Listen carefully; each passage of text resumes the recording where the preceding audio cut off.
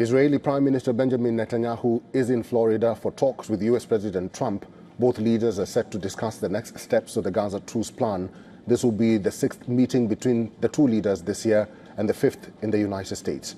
The meeting is scheduled at Trump's Mar-a-Lago estate at 3:30 p.m. local time as Washington looks to create fresh momentum for a US brokered ceasefire in Gaza that could be in danger of stalling out before a complicated second phase.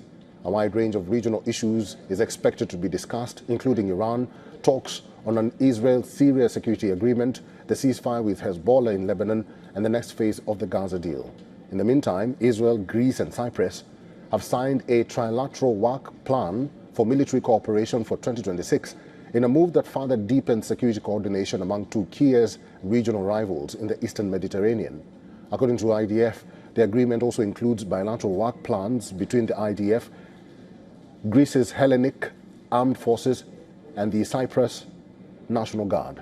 It covers joint exercises and training, creation of working groups, and strategic military dialogue on shared security challenges. Netanyahu hosted Greek Prime Minister Kyriakos Mitsotakis and Cyprus President Nikos Christodouleides in Jerusalem last week in a bid to deliver a pointed message towards Ankara. Hezbollah has accused Israel of failing to abide by a ceasefire agreement reached last year. Hezbollah leader Naim Qassem says that the move to disarm the group in Lebanon is an Israeli-American plan.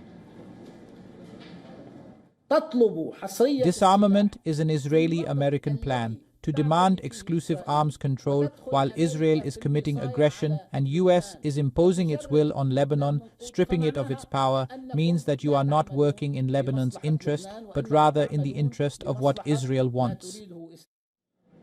The Lebanese military, under US pressure, is expected to complete Hezbollah's disarmament south of the Litani River, located about 30 kilometers or 19 miles from the border with Israel, by the end of this year. It is also expected to disarm the Iran-backed group in the rest of the country.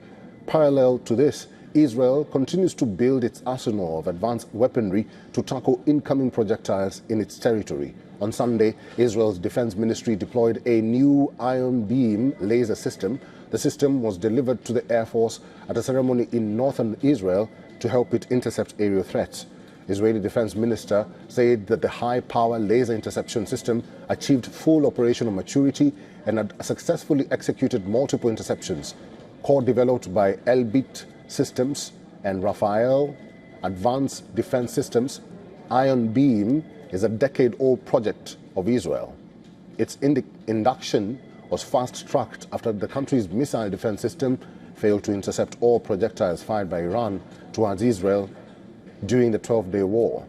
Iran, on the other hand, has claimed that Russia sent 3 of its communications satellites into orbit on Sunday. The Iranian media reported that Russian Soyuz rocket launched satellites to circle Earth in a 500-kilometer orbit from the Vostochny launch pad in eastern Russia.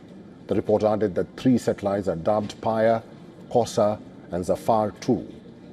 Iranian media said that the satellites are meant to be used for observation and were designed by private sector. So far, Iran has carried out 10 satellite launches in the last 2 years, including one in July from the same launch site in Russia.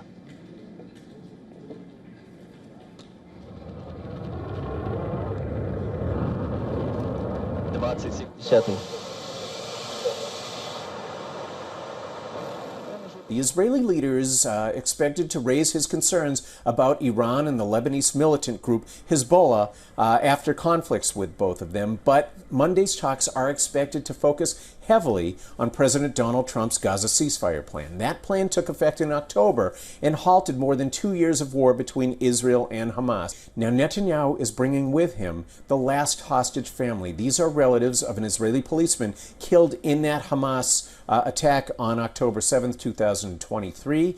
They say the ceasefire should not move forward until his remains are returned to Israel. However, Trump is eager to move ahead with his plan, and it's unclear how long he is willing to wait until he pushes the sides to start showing some progress on the ground.